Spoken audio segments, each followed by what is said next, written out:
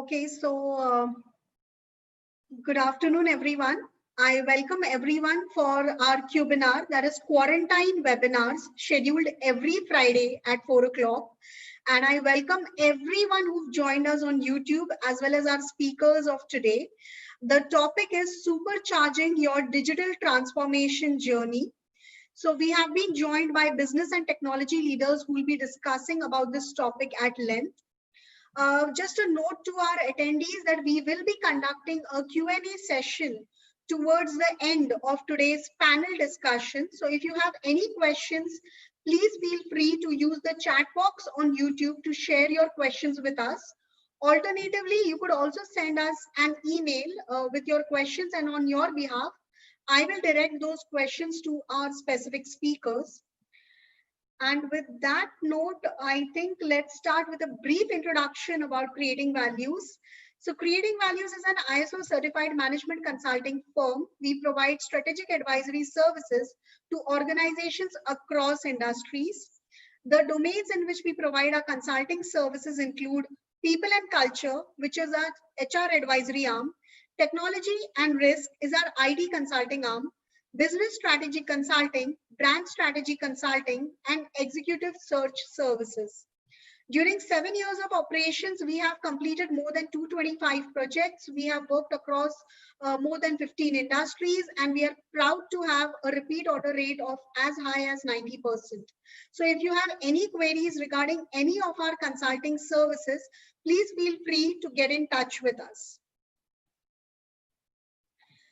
A reminder about our next week's Cubinar, which is scheduled on 21st of August at 4 p.m. The topic is Boost Up Your Organizational Culture Through Rewards and Recognition. I would request all of you to take a note of it and also inform within your, your professional circle. You could connect with HR individuals within your company and your circle and inform them about our upcoming Cubinar, which is for 21st of August at 4 p.m. That is Boost Up Your Organizational Culture Through Rewards and Recognition. So with that, let's start the panel discussion for today. And I'll just start it with a brief introduction about our speakers. So today's panel discussion, as you're aware, is on the topic supercharging your digital transformation journey. Change is the only constant in the digital era, but the staggering pace of it and the collision course with latest facets in technology combined with external conditions have resulted in a perfect storm. Firms can no longer wait and will have to begin their journey of digital transformation sooner than later. This journey cannot happen in an ad hoc manner, but through integrations across all business dimensions, along with a change in the cultural mindset. I welcome our esteemed speakers for an invigorating discussion on this topic. We have with us Mr. Vipin Kumar, Group CIO at ISGEC Heavy Engineering Limited. He's a result-oriented IT professional with 24 years of rich experience in global IT setup, IT business management and transformation, change leadership, IT innovations, digital solutions, and IT governance, compliance, and security. Implemented major business transformation initiatives at many large companies using new age digital technologies like IoT, analytics, mobility, cloud, e-commerce, and smart manufacturing, and leveraged the digital startup ecosystem to create new revenue streams for business. Our next speaker is Mr. Vivek Shastri. He's the Associate Director at Creating Values. He comes with diversified professional experience involving business side interventions, including strategy development as well as technology and risk management. He has led multiple complex assignments for various organizations across FMCG, manufacturing, healthcare and diagnostic, building construction materials, BFSI, travel and hospitality, etc. And he has been instrumental in successful designing of IT strategy roadmaps post thorough assessment of the IT landscape with security considerations, also user adoption framework build-up and implementation. It is my privilege to interact with these esteemed dignitaries and to moderate today's session. I will be directing some specific questions to our speakers. So now I would request our speakers to turn on their camera and to unmute themselves. The first question I would direct to Mr. Vipin Kumar. Mr. Vipin, there are talks around that the pace of digital or technological change has been picked up only due to the pandemic. How do you think organizations can sustain this momentum? Uh, see, so thanks, Sujata, for this opportunity. See, organizations, if you look at the last decade or so, people generally in all the areas, whether it is manufacturing, whether it is services sector, people have realized that, IT is now, apart from being an enabler of business, is today in a position to create even new opportunities for business to grow. So what has happened now is that with this pandemic coming in, possibly this realization has become more pronounced. And people are now saying that possibly we have been saying that, no, the world runs on IT. And some have been disputing that due to reasons, different than. But this pandemic for IT is a blessing in disguise because it has suddenly brought the IT into the center of the entire business. Business is now realizing that, it is not all that important to be present right in your office or in any particular location to do a job. You can do this job very well from dispersed geographies, sitting at home or wherever. So the IT importance today is well sold to business, to say the least. And going forward, what good thing is now happening is people are no longer looking IT from the view of this pandemic now. They are really seeing that can this be the new normal beyond the pandemic? So there's a healthy discussion going on within organizations that given the cost of reality, given the time which you waste in coming and going to office, given these traffic jams and all, how do you really improve the productivity of resources? And is it really important for everybody in office to come to office on a daily basis? So organizations are now evolving those business models where certain roles, which definitely need to come to office due to the nature of job, but there's a lot of other roles which can do their jobs sitting at their home or at any other place. So so the business models are now getting evaluated, and this is going to put even more limelight on IT. So IT, which was in many cases believed to be the supporter of business or as an enabler of business, IT will now be seen as leading this strategy or building this strategy with business. New revenue opportunities will be looked on through IT. What was being sold as in a very conventional manner, can that happen over the web? Can that happen over some other way? There used to be a methods, especially for manufacturing, especially for large manufacturing organizations, which do all manufacturing based on orders, where a lot of people from the customer side used to visit the shop floors and view the products for quality inspection. How can that be enabled remotely? So the entire process flow of business is being it is being relooked at. And there's a very strong possibility, very, very strong possibility that the normal what we are experiencing today as part of the pandemic in most organizations certainly will continue to be the normal even post-pandemic. Sure. So IT should be geared up for this. Sure. So it's not about the pandemic anymore, although it could have been the motivator for several organizations as well as for manufacturing as an industry in general, but it was just a motivator. Now organizations are certainly looking to continue and sustain their efforts and rather realign business models. Yes. But any such disruptions should not impact the businesses in a negative manner in future. Yeah, so, absolutely. Yes. So thank you, Mr. Vipin, for sharing those views and for clarifying the stance that even IT leaders in today's time have when it comes to digital transformation. So with that, I will move to Mr. Vivek with my next question. Mr. Vivek, digital transformation is like an ocean. What does it mean for today's businesses and where can one begin with it? It's a very powerful statement to sort of begin with, I would say. See, honestly, every business sector, it's being impacted by different sorts of digital forces, so they are disrupting the way, they are nearly reshaping the way which they work. But there are two parts to this entire story of digital transformation. See, one is, where organizations are using these different sorts of tools which are available to reorient themselves and make strategic use of these tools. So these could be your mobile apps, your cloud platforms, or maybe connected products as such.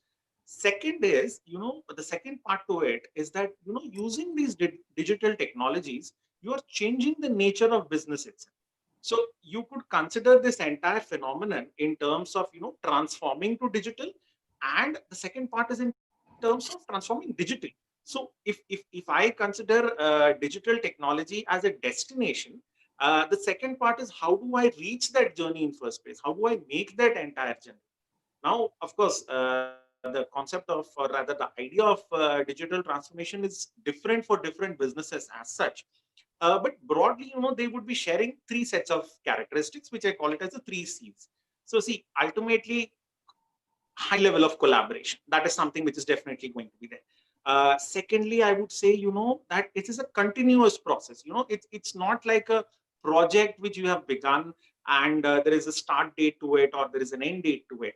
But rather it calls for continuous evolution. It calls for continuous adaptation at the end of the day.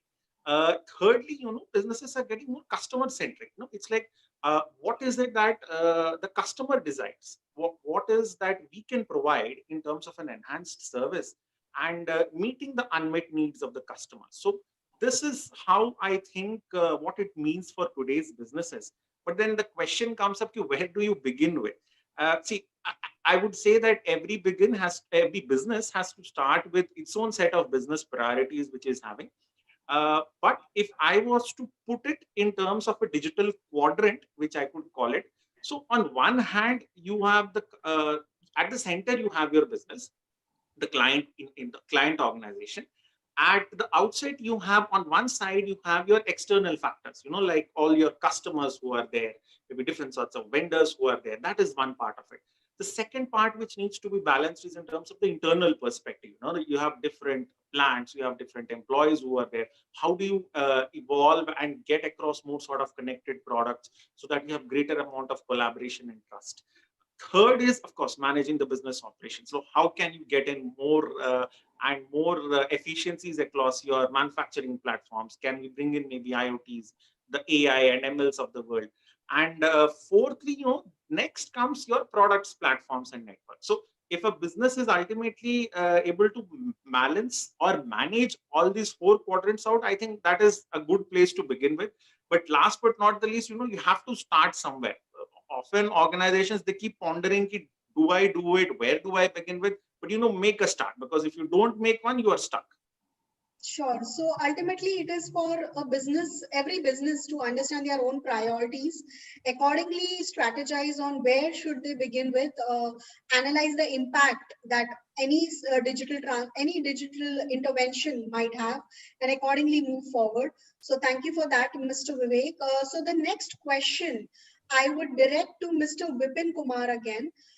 Mr. Vipin, what are some of the key interventions that you have planned for this year? So plenty of them really. Some were planned due to the pandemic, suddenly, like mobility is one of them. Suddenly you find people who used to work on office desktops, they generally have to now operate from home. So you have a large work population. How do you enable them really? So starting from the very basics of really enabling this workforce to operate from home, providing them with laptops, secure connections, information security, then your collaboration suits. I mean, these are now no longer something which is a desire. It is now the absolute need of business. And since it came all of a sudden, so I think most of the organizations were caught a bit off balance, bearing the IT companies which generally have this as a model. So we started off with this. We enabled a very large workforce, especially our engineering guys who are our IP. for them to really operate from home was a big challenge. How do I secure my entire IP once it goes out of the company? So we worked day and night, and fortunately now the entire process of enabling the entire workforce is in a highly secured manner is up and running. And the other challenge was our chairman gave us a benchmark. He said that now since everybody is enabled from home, now you are saving on the time coming and going to from office, you know. So if you claim that you guys are 100% at work in productivity while you are at office, now with all these interventions of Citrix coming in, secured connections, broadband rollout at homes, desktops, everything, and no travel time. So now you give me 120% of the productivity of what you give in office. So this is the kind of challenges now which are emerging because of these situations. And apart from them, as business has also understood that this particular coronavirus system is not going to go off so soon. So business can't wait for those 6, 7, or 8 months. So the normal business processes now got automated. So as people who were working from office, it was easy to actually interact between departments. But as all this workforce went back to homes, those interactions stopped. Any physical movement of paper stopped. So this required us to have a relook at the entire process flow. So business process re-engineering was done. And a lot of automation was done around that. So that, you know, all these departments can work, especially on the transactional level, without having to move the paper from here to there. So a lot of thrust area went into the automation of the entire processes, whether it is on the ERP or whether it is on the application surrounding the ERP. So a lot of automation went through for seamless operations. And then, as I said, that we are a EPC company, as also a manufacturing company. So in our plants, this came out that, you know, with all the reduced travel, we make a lot of heat exchangers and boilers for our global clients. Now, in the normal way, the customer used to deploy its own quality guys or third-party quality guys who used to visit our plant and observe these products for quality checking and all. And these are very costly equipments. So without quality checking at every level, it doesn't go ahead. So now we have to create a system in place where people sitting remotely were able to see these very large products, you know. A heat exchanger would be a very large, about 40, 50 feet long single product. How does he do all those verifications, those quality checks? So this was one of the priority areas which we did. Second was that, you know, in our products, we sell our products across the globe. So how do I do proactive maintenance? How do I know that, you know, these all products are going down or will be going down based on the various parameter readings? How can we bring in customer satisfaction and customer delight in these times of need? So we did the IoT project for that, and you know, this project actually the basic objective is to really make the customer feel that, you know, whatever he is doing at site remotely is being monitored in terms of machine performance, and in case there are going to be any aberrations, those are well known to us beforehand, and we are in a position to service him better. Similarly, we did a lot of automation to improve our paper flows. So there, a lot of DMS solutions came in the picture, where how do I digitize the entire paper flow within the organization through workflow applications and all.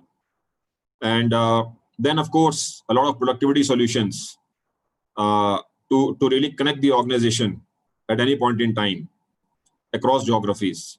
So these are some of the major things which we really did during this time. So obviously there were some reactive measures that had to be taken. Yeah. And then certain proactive measures that you're talking about, that Yes. you now actually look at business process re-engineering, think about innovating solutions around how huge machinery, which are you know, obviously which are expensive, which have certain you know, very critical operations, and quality measures to meet up, how can they be looked at, or quality assurance can be given to customers. So from that perspective, also thinking from a more innovative angle and trying to look at which processes can a technological angle can be deployed to. So yes, some reactive and some proactive measures that organizations have had to take during these pandemics. So with that, I will move to my next question, and that question I will direct one by one to both the speakers. First, I would request Mr. Vipin to continue to share his views on this question. So, Mr. Vipin, what are the impacts of legacy applications on the pace or effectiveness of digital transformation efforts of the organizations? See, impact is there because if you see all these legacy applications, most of them are actually homegrown or grown to third parties or maybe through shadow IT. So what we have seen over the past many years also, that while these applications are grown, there are no specific guidelines which IT has actually issued either to the programmers or also to the shadow IT guys, that how are they supposed to code these applications. So many times we also found out that many times these applications have got hard-coded values. If they are using any server, they will hard-code the name of the server. So tomorrow, if you have to move that load here and there, the application stops functioning. So legacy application, but this was a good learning, I think, for organizations. And one great learning is that whatever you may do, even if it's a third-party development or your in-house development, you must do as part of a guideline process. Once you establish those guidelines, then legacy problems may not occur as much as they occurred during this pandemic. For many organizations whom I know who work primarily on legacy applications, they had quite a tough time in actually exposing those applications to the cloud and other things. But yes, these are the learning times for the entire industry, and I'm sure as during this time, IT department will also think through about its own workings and come out with proper guidelines where in-house applications or applications developed to third parties, they adhere to those minimum standards, that in case any need arises, God forbid, in the future, then those on-premise applications can be hosted to the cloud. Sure. Thank you, Mr. Vipin, for sharing your views. So, Mr. Vivek, the same question to you. What are the impacts of legacy applications on the pace or effectiveness of digital transformation efforts of the organizations? I think very well shared by Mr. Vipin. See, what happens is there is often a lot of pressure, I would say, on business leaders and IT leaders that, you should move away from the existing systems which are there, go for something which is new and shiny, and or should I patch something?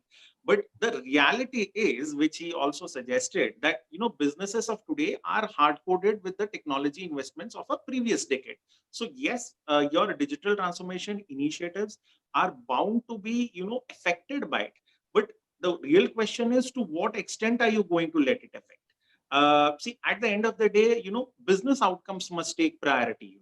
So whether it's a reactive measure or a proactive measure, if you're able to at least keep into mind the long-term perspective, that is how your investment decisions should be guided. I would say there are still feasible solutions which are of course available in the industry, which can lay the foundation so that you could shift to something for now. But yes, and your legacy system is still running in place before your next gen platform takes over. So that is something which can be done. I know that advocating a middle ground is easier said than done. But I would say, organizations, this is where it is recommended that they should, assess, at least externally assess, have a relook at your complete infrastructure which is there, and then determine the course of action. Because, once you step into something, it's very difficult to sort of, retrieve and go back and again start afresh. Always remember, I would say, I just would say this one piece, that even today's modern systems are going to be legacy for tomorrow at the end of the day. So that's a difficult game to balance, but that's how it is. Sure. So, the entire panel discussion is on digital transformation and the effectiveness and enablement of technology, and rather how technology has enabled business. But just a disclaimer to everyone who's joined us on YouTube as well as the speakers here, in case there is a technological glitch from my end, and in case this, the call gets disrupted, please do not panic. We will resume our services and I'll reshare the link with our speakers as well as our attendees. So just a disclaimer that sometimes technology does play a trick on us. So with that, I will move to my next question. And the next question is again for Mr. Vivek. Mr. Vivek, digital transformation will most importantly need a mindset shift. How do you think a digital culture can be built to drive it? Okay. Well, an interesting question. Here's a stat which I sort of read through a couple of days earlier, that roughly about 1.3 trillion US dollars got invested in 2018. So that's almost 2 years back. In terms of different technological initiatives and different digital transformation programs. But out of that, apparently, if the numbers are right to go by, 900 billion has apparently gone down the drain. So the problem here is that while, infrastructure, technology, your latest networks are important, there's no doubt on that. But it's all the fundamental aspect here is in terms of the people, how are they approaching the business problems and what solutions are we able to provide to them? So in all of this piece, I would say, if we are, I would say culture is an outcome. You need to focus on issues such as, how can you empower people? How can you reskill people? There has to be adequate amount of speed, which has to be there in the entire processes. Mr. Vipin also talked about earlier in terms of digitizing processes, So all these processes, ultimately, they have a huge impact in terms of the overall culture. One of the major things which has to be taken into consideration is change management. So unfortunately, we might blame the technology for a rather fragmented implementation or dissatisfaction. But the whole issue here is what's in it for the people. Why is it they should adopt something brand new, whereas they were comfortable working with something which technology teams might refer to as legacy systems. Last but not the least, I would say it's very important that leadership teams, they also communicate, what are the fundamental benefits of all this process, because you need to make people understand what is the value behind it. That maybe it results in enhanced flexibility, maybe better financial health for the organization. So these are some of the factors, that you need to generate buy-in. Until and unless that happens, possibly a culture shift which you're looking at would take a lot of time. But yes, it can happen. Thank you, Mr. Vivek, for sharing that. So yes, efforts are needed on the front of actually building a digital culture, a mindset shift between amongst the users. So with that, Mr. Vipin, the next question, I would request your views on it. Please share your views on CDOs, CIOs being consulted to drive business results, especially when current pandemic has established clearly how technology is enabling businesses. So, as I said earlier also, if you visit some of the more mature organizations, there you find that the CDO and CIO are already part of the business strategy. Because as IT matures, IT has to move ahead of being just an enabler of business. IT has to be a part of the strategy and also leading the strategy in many cases. So I have personally been involved in such transformations where, new revenue streams were opened up for business through the use of technology, which were henceforth not even thought through. Because if you see the business, they have a certain mindset, what they have been doing all these years. They propose to do the same, possibly with more efficiency or selling at different geographies, meeting enhanced targets. But somewhere down the line, I personally feel it is the responsibility of CDO and CIOs not to wait for business to approach them and tell them what best can be done for them. It is their responsibility to really start introducing the technology, what is relevant for the business. Because technology today, if you see, many businesses only have technology as a model. You see all new age companies, they primarily are today doing things only on technology. And most of our counterparts in the Western world, if you see, they have been leveraging technology far better than what we have been doing in India. So this pandemic, the good point is that now since IT and CDOs are almost a part of every meeting, this also gives them a great opportunity to really show what worth IT can bring to business on the table. And believe me, there's hardly any business where IT cannot create a new revenue model for them. IT today has got, IT is not only a department which gives you enablement, it's a department of opportunities. It's a department which can bring the future today. So the role of CDO and CIO, I think, is extremely important. They must take the privilege to go back to business and tell them that, guys, this is what more I can do for you. And not only will they enhance their own value in business, but they will see that, they will be seen as part of business. Many of the CIO friends have been complaining that, business considers us as a cost center and something ahead and something which they don't take us as part of the team. To all those people, I would say, this is the time. God has given you this pandemic. Go prove your worth. Tell business what business models you can bring for them, new revenue growth areas. And, life for IT will be a different life post this pandemic. Certainly, Mr. Vipin, you've rightly said, yes, the pandemic is a difficult time for many obvious reasons. However, it has also presented multiple opportunities, especially for departments within organizations such as the human resources, such as the technology department.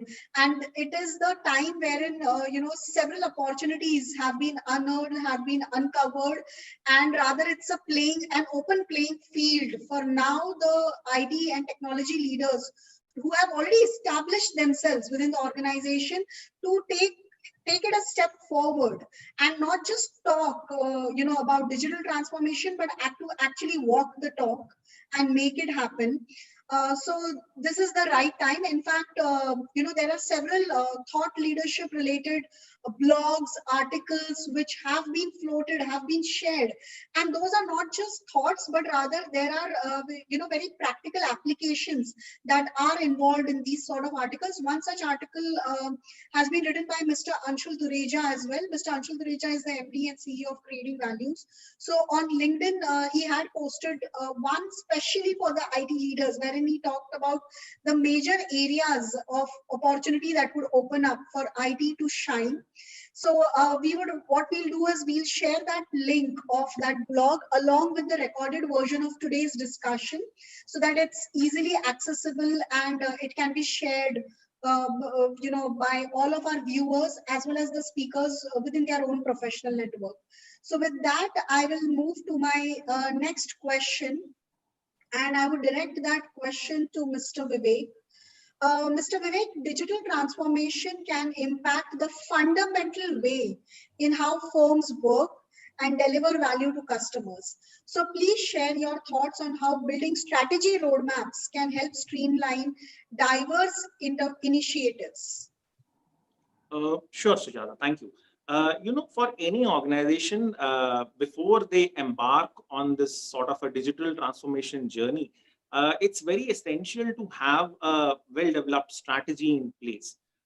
In a sense, it seems very simple that, you have sort of a form or strategy and then you go ahead. But the problem which comes up is often businesses are lulled into thinking that, all these sort of software tools and digital tools are the panacea. But they fail to realize that, your digital transformation can't help if a business doesn't know where it wants to go. So that is where, lies the importance of a strategic roadmap in place. Because you need to start with assessing in terms of, what are your current gaps, then define the sort of actions and resources which are necessary, both in terms of skills, in terms of people, processes and technology, and then go ahead. See, right now what is happening is it's a great thing in a way, but it's a disadvantage as well, because you are faced with a plethora of choices. You're literally overwhelmed by the number of marketing and digital initiatives which could be taken. So that is why you need to have a structured approach in place.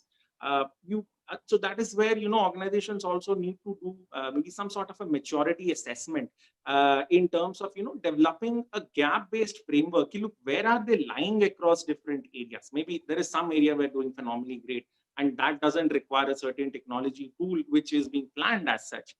And last but not the least, this is where I say that, instead of digital transformation, we often fall into the trap of digital fragmentation. Because what happens is we often, with companies, often end up taking isolated or sort of, fragmented approaches towards buying technology or getting into new pieces as such. And all this can be optimized, or all the goal can be set in course if you are having an overarching strategy in place. So that is where, your roadmaps help a lot. Keeping in mind two important pieces: how can I deliver better experience, and how can I enhance the experience of my customer? If that is the overarching goal, then yes, regardless of any company it might be, your digital transformation initiative will definitely be successful. Sure. So thank you, Mr. Vivek, for sharing your views on it. Well, actually, it's right. It's all about experience also these days. If we talk about employees, we always talk about the employee experience that you create internally.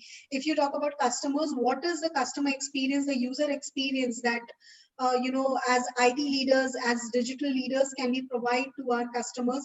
How can we make it easy for them to make decisions based on the solutions that we are providing? And when it comes to digital transformation journey, yes, it's a journey, and thus it should not be done in an ad hoc manner, rather in a planned manner. And the first step of any such important intervention is to get an assessment done. First, understand where you stand currently, and obviously then you can decide the path that needs to be traveled. So that would be the right way of moving forward. So with that, we are close to a completion of my questions that I had to ask. However, we have pre-received certain questions from some of our attendees, our registered attendees, and I will be posing those questions one by one to our speakers. But prior to that, just a reminder to all of our attendees on YouTube about our next week's webinar, which will be conducted on 21st of August at 4 p.m. Boost up your organizational culture through rewards and recognition. Employee recognition programs have always been in place, and they've been for decades now, rather, I think centuries. However, every recognition program, there is always an evolving stage that program reaches. So this pandemic has not just brought IT to the forefront, but also the HR, and has shown that how even employee recognition programs have seen a change during these times. So please join us on 21st August at 4 p.m. and listen to HR leaders discuss about what are the best practices that they have adopted and how do they plan to sustain the efforts in times to come. So with that, let's move to the Q&A session for today. I will be posing the questions one by one to our speakers. So just give me a second. Let me pull up the question. Okay, so Mr. Vipin, the first question has been sent for you. The current mandate is to move from doing digital to being digital. So what do you think can a new age CIO do to reinvent themselves for a new age? See, it's very simple. Divide your role into two halves. The first half is ensure that your current business is working the way it used to work before pandemic. I know it's a bit tough, but even if you achieve more than 80% of what they were doing in terms of performance, in terms of employee engagement, in terms of collaboration, in terms of customer engagement, I think you did a job well. Now, this is stage one. This is what is bare minimum a CIO is supposed to do. Now comes stage two. That is the value part. Now take this as an opportunity and go back to business and tell what more beyond what you have been doing you can do. What is the potential of business? What is the unrealized potential of business? Don't talk the language of technology with them. If you talk too much technology, that will put them off. Go to a business to understand their problem. Go back with a solution. technology can be one of the mediums of delivering that solution. Go back and tell them how you can help them increase their productivity, increase their efficiency even in these times, or even tell them how you can find out new ways and means of customer engagement, new ways and means of selling your products. So all these things, once you go back to business and start telling them all these things, that is where you find the new age CIO is going to rediscover himself. He is going to be the one who will be most sought after by business, and he will never have a complaint like many of the CIOs used to have that they are outside to business. Certainly, Mr. Vipin. And yes, that's absolutely bang on that. Yes, first of all, understand the business, because if you want to be a true business partner, then you ought to know the nuances, the opportunities that your business, provides, and accordingly be a solution provider. There could be issues, there could be challenges, but there'll always be solutions to get over them. So that is where a CIO has to be a part of the strategy conversations and be someone who suggests or who comes up with solutions to the existing as well as maybe unseen problems that might come. So with that, I'll move to my next question. The next question is to Mr. Vivek. And I think this question has been asked to Mr. Vivek because he had already pondered on this subject a little earlier.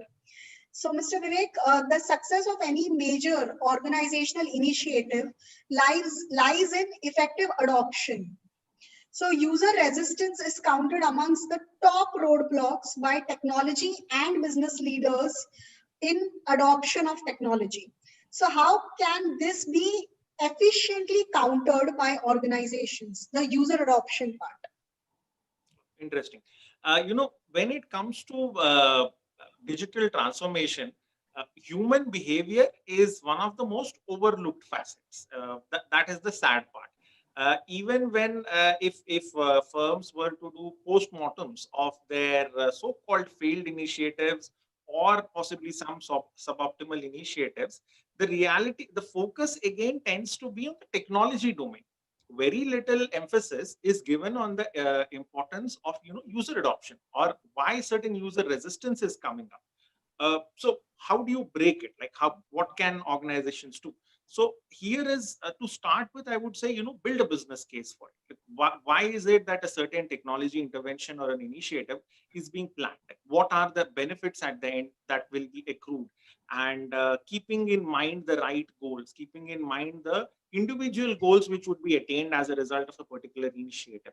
There is also a big requirement for a combination of both a top-down and a bottoms-up approach. See, if it feels very forced from the top, then it is never going to get that sort of acceptability. At the same time, if it's at a very grassroots level, it will not get the corporate oxygen which is necessary. So you need to have an adequate balance which comes up over there. Then I would say treat user adoption not as a point in time, treat it as a journey in place.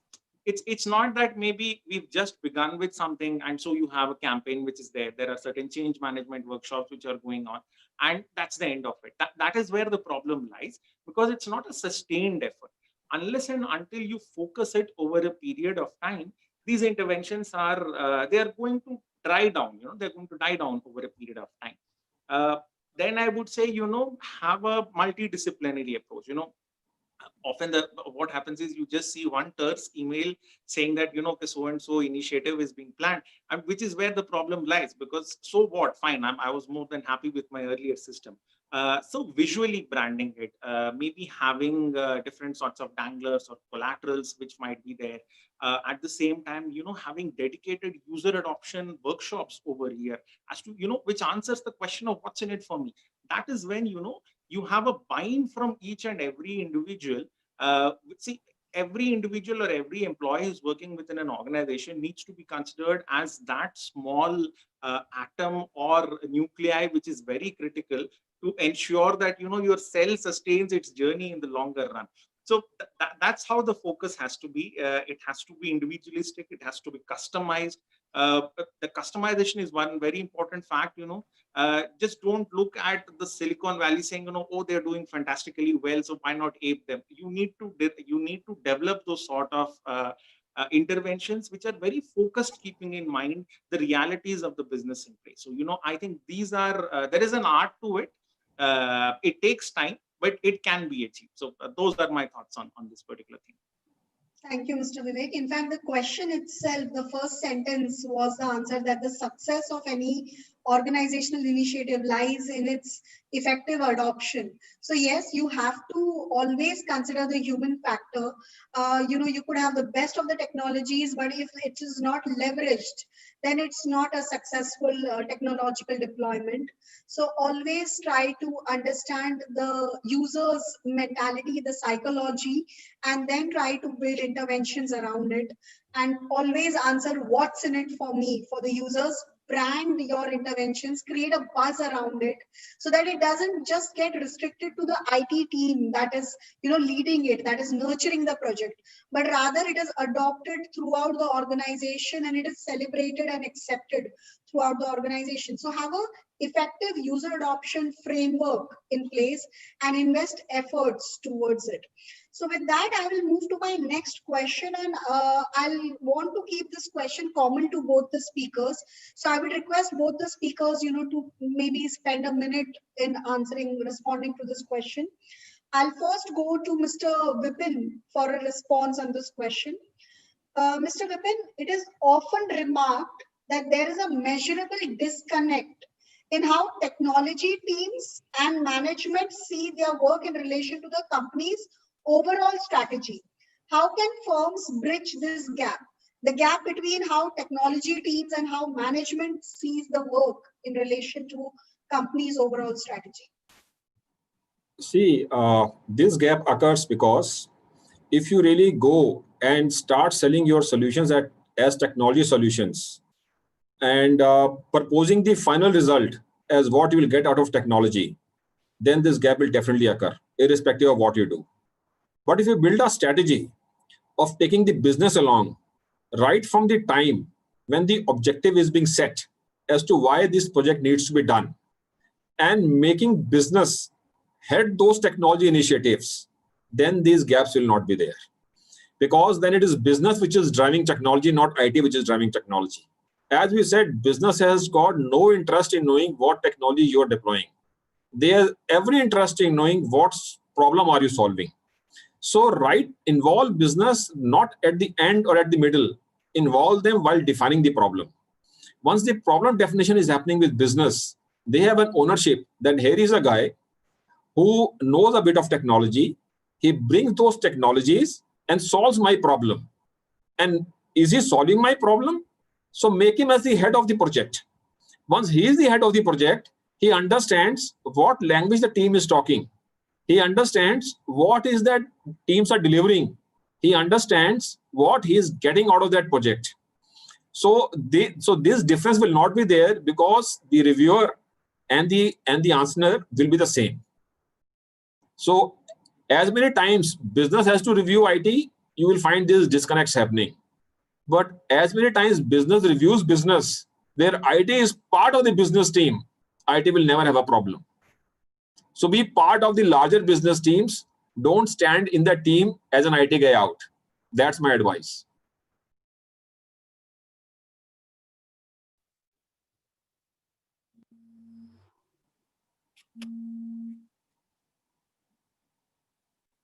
So technology bug for Sujata.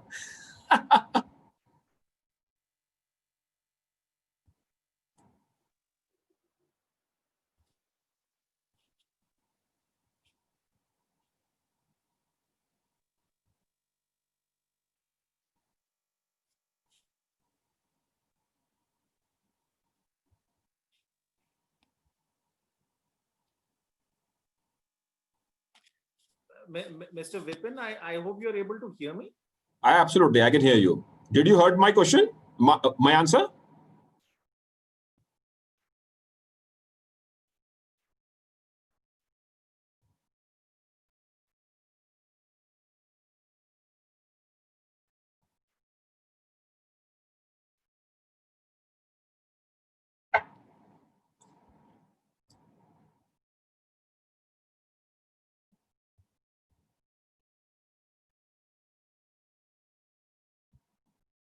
Hi, Vivek. Are you there?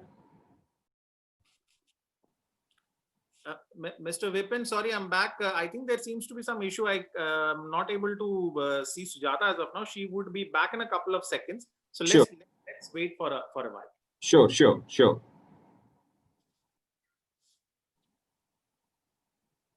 So she was the one talking about technology bugs and all. So she wanted to be forgiven for this. That is true. I would say what happens is sometimes the divide between your IT and business becomes so evident, it really is a punchline for any workplace joke. Correct. That, the tech teams possibly don't understand what the business is doing. And the business folk often think that, technology is just, possibly about restarting their systems, or that's how it becomes. Yeah, absolutely.